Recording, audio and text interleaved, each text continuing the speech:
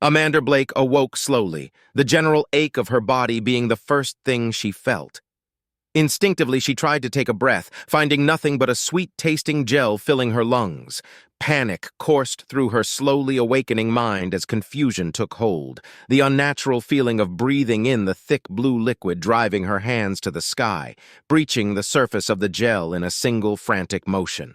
Fingers scrambled for purchase, finding nothing but empty space as with one violent movement, Amanda sat up, spraying Medical across the floor, coughing up handfuls of the nanobot-infused gel and taking a first breath of actual fresh air. She desperately looked around with confusion at the spaceship she found herself in, a small craft that had definitely seen better days. Half the consoles and display panels blank and powerless, many walls clearly having been rapidly patched together recently with quick fixes. Even now, the sound of welding and the operation of tools sounded out from the various rooms that made up the space, various small drones doing their job to repair the damage of the attack. Her ship. This was her ship. Her ship was under attack? Yes, that was right. Amanda could feel the post-stasis confusion starting to wear off, the numbing effects of the medical dissipating as the material quickly dried and started to flaking off on contact with air. There had been a Historian Empire warcruiser out in the middle of nowhere, and the assholes had fired upon her little three-person exploration vessel, a shining star, which both did and didn't explain why Amanda was currently sitting in a half-opened medical stasis chamber. Sleeping Beauty awakens. Welcome back to the land of the living. The artificial voice of Drake, the ship's AI, sounded out from an unknown source. A voice that sounded forced, the positive, humored greeting overlaying a more somber tone. The AI would agree with the assessment that their current situation left little to be actually happy about. A rasping, sputtering sound erupted from Amanda as she attempted to speak for the first time in weeks, grasping at the glass of water already being offered by one of the AI-controlled drones and downing it in one go, eventually being able to stammer out two words in a thick southern accent. Sent status report. A shining star was completing survey contract X5566A5B when it encountered a Historian Empire warcruiser unexpectedly. The unidentified vessel fired upon a shining star without warning or provocation, disabling several key components.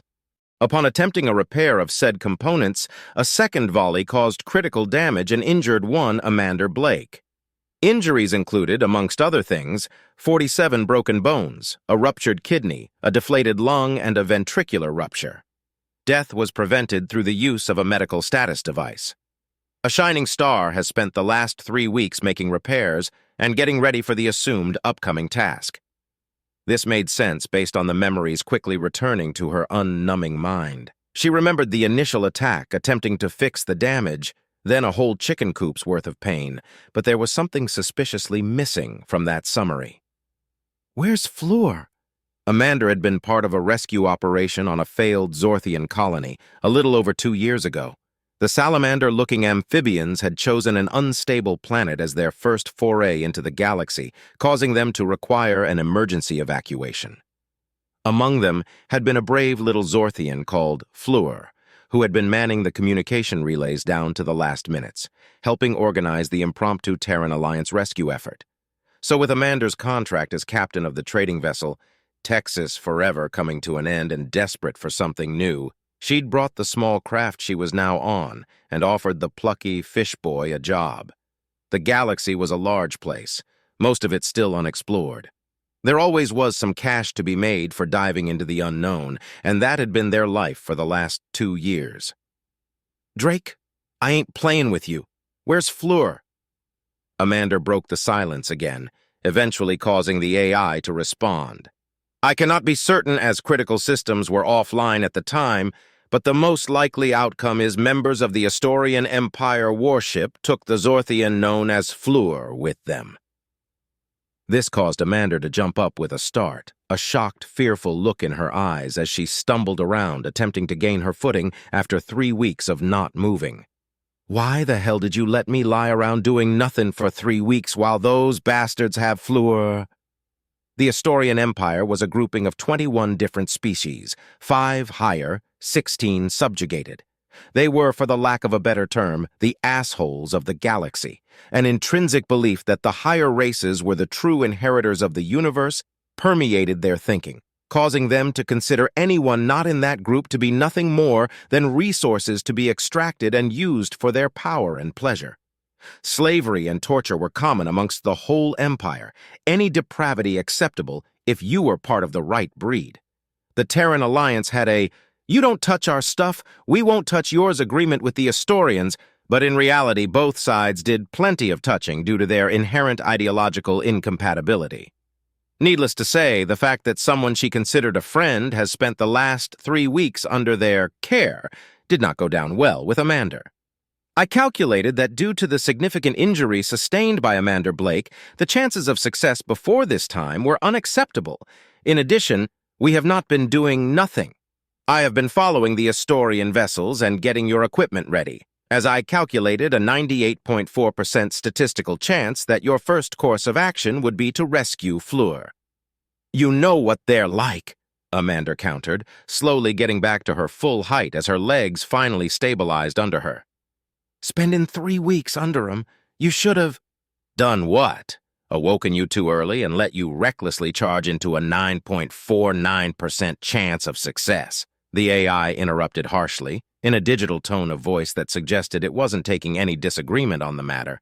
Fleur has become someone I care about as well, and I know you and your mostly likely outcomes would not have been conducive to ensuring his safety. We are on an intercept course with the Estonian ship in 5 hours, enough time for proper post-medical stasis care, so be quiet and focus on getting ready. The 5 hours had been hell, partly because waking up from medical stasis was never fun, partly because everything that wasn't absolutely required for the functioning of the ship had been melted down to feed the on-board replicator, meaning there was absolutely nothing on board to distract her. Mostly it was because every minute that passed was another minute that Fleur was in the hands of the sadistic bastards, if he was even still alive. Amanda instinctively rechecked her equipment again for the 100th time. Enough grenades and flashbangs to put on an amazing 4th of July. 1 standard combat knife strapped to her left leg, 1 AI transfer core, 1 Remington pump-action shotgun strapped to her back, useful if you didn't want to punch a hole in the side of your spacecraft. Then, 1 final item, the only item that hadn't needed to be replicated.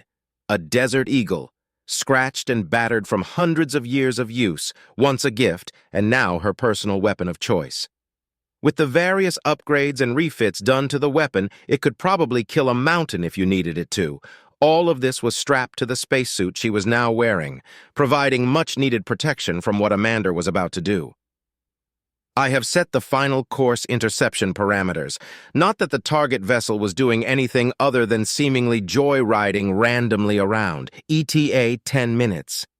There was a pause in Drake's voice as Amanda made her way to the ship's airlock, finally ready to do something. It should be noted that I will be unable to aid you until I am integrated with the target vessel. This also means that if you miss the jump, the chance of rescue is 0.00521%. I have set a timer on your HUD for the calculated best time to jump. You're going to teach me how to suck eggs as well? The cordial voice of Amanda had a slight tinge of being insulted. Maybe I should explain to you what 2 + 2 equals? It has been a while, Amanda Blake. Although I would be fine traversing the void of space, it would be not optimal to lose such a slightly above average Terran. Above average, slightly above average! The indignant rage set afire in Amanda's eye as she shouted at her unseen insulter. I will shove my slightly above average foot up your electronic arse, young man. She was cut off as the AI transfer core in her hand started to beep and whir as the AI transferred itself to the portable device, meaning Drake could no longer hear all the imaginative things Amanda wanted to do to her sassy longtime friend. Meaning all she could really do was inwardly seethe, meaning for the first time in a while she was completely alone on the ship. Everything went dark and silent as the power to the ship cut out, giving the Terran a sign that go time was quickly approaching. All systems were shut off, effectively making the ship near impossible to spot conventionally. Unless someone actively looked out the windows, then the ship would seem like nothing more than a random piece of space junk. Of course, traveling like this was highly dangerous, since disabling your debris shields was a good way to have a random piece of rock punch a hole through your vessel. Out here in the nothingness of space, that was unlikely, however. Unlikely didn't mean never. Amanda opened the airlock, the gears and thick doors silent in the vacuum. Her target was visible now and rapidly approaching, the timer on her HUD slowly ticking down. The Astorian vessel looked more like someone had ripped a castle out of the ground than something spacefaring. Spires of material made to look like marble and glass expanded from a central oblong base. The entire thing screamed of entitlement and pompous energy. Even the fake flags on the ends of various structures were set to mechanically wave in the wind. Minutes turned to seconds as the vessel started to fill Amanda's view, dwarfing the small craft that she owned. 20 seconds. She moved to the back of the airlock, bouncing up and down and giving a small stretch as the timer on her HUD rapidly decreased. 10 seconds, one last quick check to make sure everything looked in order. 5 seconds. Amanda took a last deep breath, steadying her nerves.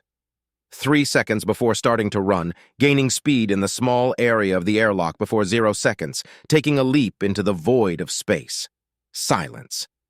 Even the small amounts of energy her spacesuit was expending in order to slightly adjust her trajectory made no noise in the vacuum of space. The sight of the Astorian warship filling her view ahead of Amanda, the nothingness of space behind, was an impressive sight to behold, even after having done such maneuvers so many times before. Well, at least for the first 5 minutes it was impressive. Space is huge, incomprehensibly huge. So when two spaceships are near each other, that's still a distance measured in miles. Even moving quickly through the vacuum of space unhindered by air resistance or anything to stop her, Amanda quickly found boredom to be the biggest issue. Nothing left to do but wait and let her thoughts wander as her target grew closer and closer. Boredom leads to annoyance. Annoyance that yet again this was what she was doing. She was supposed to be done with this, done with fighting, done with doing crazy shit. After the Hatil War, if the absolute thrashing the adorable teddy bears got could be called a war, she wanted to do nothing more than just explore.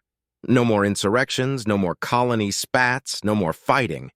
So the fact that a bunch of assholes had attacked her and captured her friend, well, that really annoyed her.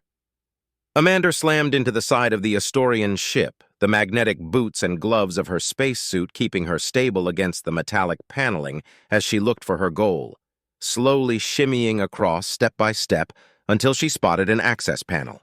Quickly, Amanda slipped the knife in between the gap, popping off the cover and granting access to the wires underneath. It took less than 5 minutes of stripping and rewiring before the AI transfer core in her hands was securely connected, whirring away as Drake booted back online. "Greetings to whoever discovered me. I am Drake and—" Oh, it seems Amanda Blake was successful in her traversal. Hardy har har. You hush your mouth and don't act surprised. Even through the helmet, the eye roll from Amanda was visible as she responded to the AI's voice now speaking directly into her ears. "Where's my entry? 20 meters to your left, vent system opening now." Almost on cue, a small opening made itself known to Amanda's left, the work of the AI infiltrating the ship's systems, letting the Terran slip inside unnoticed. After that, it was a simple case of waiting for Drake to repressurize the venting system she found herself in, then traveling along the path and dropping into the ship proper. Right on top of a surprised Astorian, the Raha were one of the higher races. Bipedal insects standing at around 7 feet tall, covered from head to toe in a milky gray exoskeleton. 4 deep red eyes were inset into the face, countering a set of vicious mandibles erupting from the jaw, the overall look ending with a pair of spiky antennae atop the head. This one was dressed in the multiple loops of fabric common for their species. The purple and gold colors of the Raha's royal house adorning him, as well the gun gripped between 3-fingered hands showed the insect to be part of the royal guard. His antennae were twitching in shock as one moment he'd been walking through the royal barge's many corridors, and the next, a Terran had literally dropped out of the sky in front of him. There was a brief moment, a fraction of a second, as both of them stared at each other before Amanda reacted, closing the distance in an instant, and not giving the surprised Raha a moment to raise his own weapon. The single strike of the knife was devastating, driving deep into one of its eye sockets, the insect giving a single twitch of its mandibles before collapsing into a lifeless heap. "You could have given me some warning," Amanda hissed, wiping the gray liquid off her blade as she walked. "As much as I might give such an impression, I am not omnipotent. I was busy overriding the ship's systems, so you will not appear for anyone monitoring security. Also, one combatant and one non-combatant to your left." The door to the small monitoring station opened, the Raha, who had been working at a terminal, barely being given a chance to notice the door opening before Amanda had wrapped her arms around its head, the Terran giving a vigorous twist that came with a sickening cracking and popping sound, leaving nothing but the other occupant of the room cowering on the floor. It was mammalian, a mound of brown fur and two giant black eyes. The fact it was in the middle of cleaning the floor, the visible injuries adorning its body, and the thick iron collar tightly affixed to its neck, showed the creature wasn't part of the ruling class. It did nothing but quiver in a pile as the Terran lifted a single finger to her helmeted mouth, backing out silently and leaving the slave alone. "So I calculate that you are not taking prisoners, then. One combatant to your right, facing away from you. We both know what these bastards do, what the best-case scenario for Fleur is." Amanda drove the blade into the base of the Raha's neck, killing them before they knew what had even happened. "Let's skip the part where we pretend to be shocked. Positive information gained from the ship's computers. Fleur is alive. Status is uncertain, but he's on the vessel. Follow the directions on your HUD. Negative information. This is the personal royal barge for Prince Haktas. 2 coming up to your left at the intersection." The Terran waited, pressed against the corner until the footsteps grew louder, striking with a single spinning blow, plunging the blade deep into the chest of the closest Raha, forcing the other to the ground simultaneously with an accurate strike to the kneecap. Amanda pulled the knife out with a twisting motion before focusing on the remaining kneeling guard, slamming its head repeatedly into the wall before jamming the knife deep into its neck. "So, I don't care if this ship is owned by God himself, because I know your standard operating parameters and you know the importance of that information. Non-combatant to your right." Drake's voice was filled with warning, almost worried. "They started it." Amanda glared through the helmet and pointed the bloody knife at the small pink lizard sporting yet another iron collar, who immediately shrunk back into the room it had come from, whimpering as the door shut behind it. "It would be optimal not to be known for starting a war. 5 hostiles ahead, 1 external wall opposite your entrance." Amanda pulled the Desert Eagle out of its holster as the door in front of her opened smoothly, revealing the mess hall inside. A handful of Raha sat around various tables, eating and talking, no clue about the intrusion that was currently happening. They all instantly stopped what they were doing as an unknown Terran entered the room, weapon in hand and covered in Raha blood. She didn't give them any time to react, taking a vague aim with the hand cannon and firing a single shot. The bullet whipping past the inhabitants of the room and continuing straight through the external wall the AI had informed her about. Most species initially develop kinetic weapons, but tend to find the same issue once they go to space. Firing pieces of metal at each other in a pressurized container causes problems. Most species deal with these problems by moving to forms of weaponry that won't blow holes in your spacecraft, energy-based weaponry normally. "Just wear a spacesuit, dumbass," was the Terran solution. The magnetic boots on Amanda's spacesuit kept her on the ground, the reinforcements along the back locking in place as the wall imploded in an instant as the atmosphere of the room went from 1 to 0 over milliseconds. The suit she was wearing kept her rooted in place, but the rest of the room's occupants weren't as lucky as everything and everyone that wasn't nailed to the floor suddenly found themselves being flung outside the ship. 1.2 seconds later, an emergency blast shield slid down in one smooth movement, allowing the room to be gradually repressurized, alarms and alerts starting to blare in the background. "I believe the Astorians know that you are here now." The Raha Royal Guard were in disarray.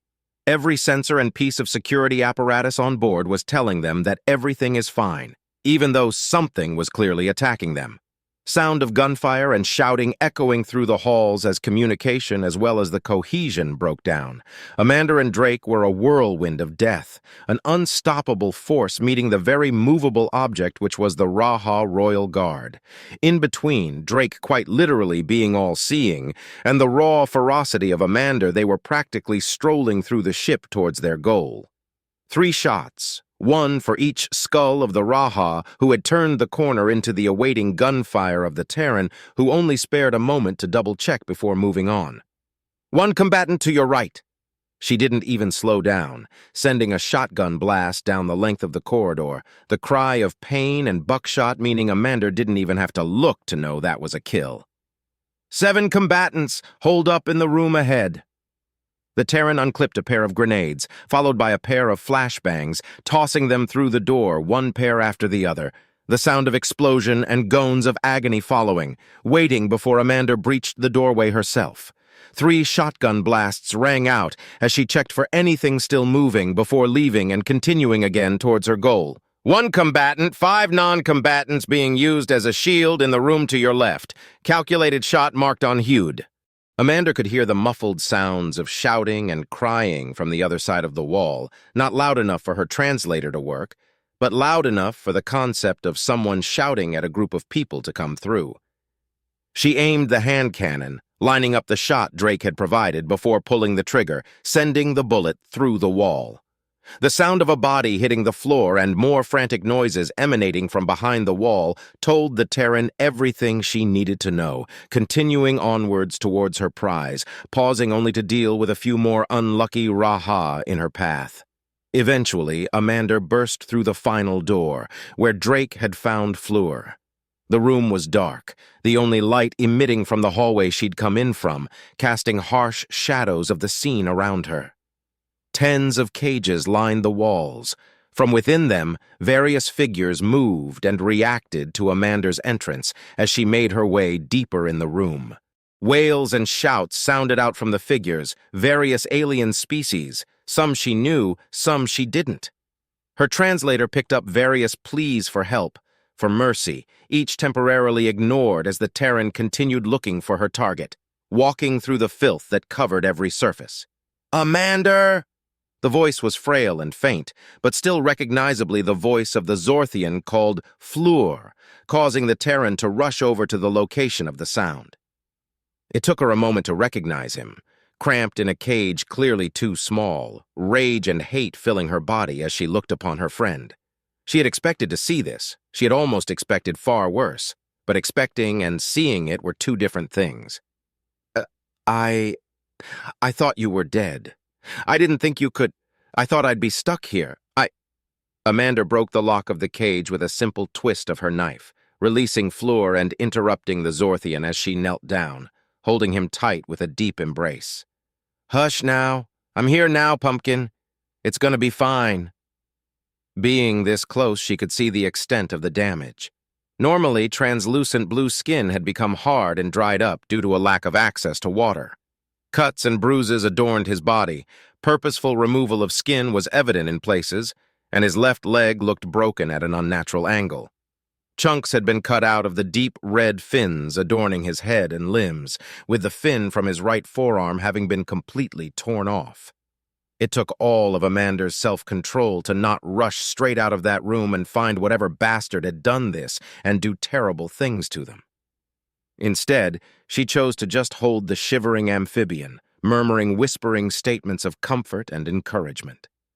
Fleur needed this more than anything else she could do. For her, she'd last seen her friend a mere 6 hours ago. For him, it had been 3 weeks of hell. "I apologize for the interruption, but 3 combatants are approaching." The sound of Drake caused Amanda to get up, sparking a panic in her injured friend as he desperately tried to hold on to her. "No! Don't go! You can't leave!" The look of pure panic on Fleur's face broke her heart, causing her to slowly kneel back down to the ground, twisting her helmet off with one smooth movement and handing it to the Zorthian. "I ain't leaving, sweetheart. I just gotta get to finishing this off, then we're leaving. Drake's with me as well, so I'll leave you both together while I go finish blowing up a storm." For the first time in his very entitled life, Prince Hakthas was worried. Being fourth in line to the throne of the royal house of the Raha meant all of the privilege and respect that came with such a position, with none of the actual responsibility. So Hakthas had done as his species does when given such power, abused it for his own enjoyment. This, however, he was not enjoying. The sound of gunfire and fighting was getting closer as he desperately tried to contact the royal treasurer. The ship's communications weren't working, probably because of the Terran, meaning he was using his own personal backup connection. Prince Hakthas? What a pleasant and— Shut it with the formalities. Hakthas interrupted the sniveling attempt at pleasantry. Stay silent and get ready to— A priceless piece of artwork exploded as a bullet blew through the wall and embedded itself 2 feet to the left of the Raha, causing him to flinch in his own personal chambers. It was a chamber of decadence and comfort, so the feeling of being afraid and alone here was not one he enjoyed. He was alone, obviously. His plan would only work if he was alone. So he'd sent the subjugates away, and any of his personal guards would be outside trying and presumably failing to stop the Terran. The Terran who had just burst through the door, covered in blood and a look of death in her eyes. Welcome! I, Prince Hakthas, fourth in line to the Raha royal house, greet you in an unarmed state. Unarmed? Terran raised her gun, pointing it directly at the face of Hakthas, the prince requiring every fiber of his being to not flinch at such a move. Well, this makes the next part easier, so thanks. Let's not be too hasty and uncivilized, lest our two empires' relations become strained. Ain't nobody gonna know. Amanda was staring the prince down, almost smirking at the thought of hurting the one who had hurt Fleur, speaking through gritted teeth. I'm gonna get my pound of flesh, nice and slow. That unfortunately isn't the case. Hakthas turned the Gelnet communicator he was using to show the enraged Terran, to show the currently ongoing call. I was just discussing an equitable payment for our accidental misstep, not that an honorable Terran such as yourself would think of breaching our government's agreements. Breaching our agreements? Hakthas was worried he'd said the wrong thing as a Terran screamed at him, knowing exactly how thin of a tightrope he was balancing this conversation on. Y'all were the ones who attacked my ship, nearly killed me, then captured and tortured my friend. I reckon that breaches any agreement. Yes, it was very unfortunate. I do apologize for the misunderstanding. Hakthas placed his hand over his antenna, feigning sincere apology. Your ship wasn't broadcasting standard Terran Alliance headers, and only your friend was on board when we checked. Terrans collect so many species it's hard to keep track, and the Zorthians are very rarely seen outside of their planet, so we had no way to know you were part of the Terran Alliance.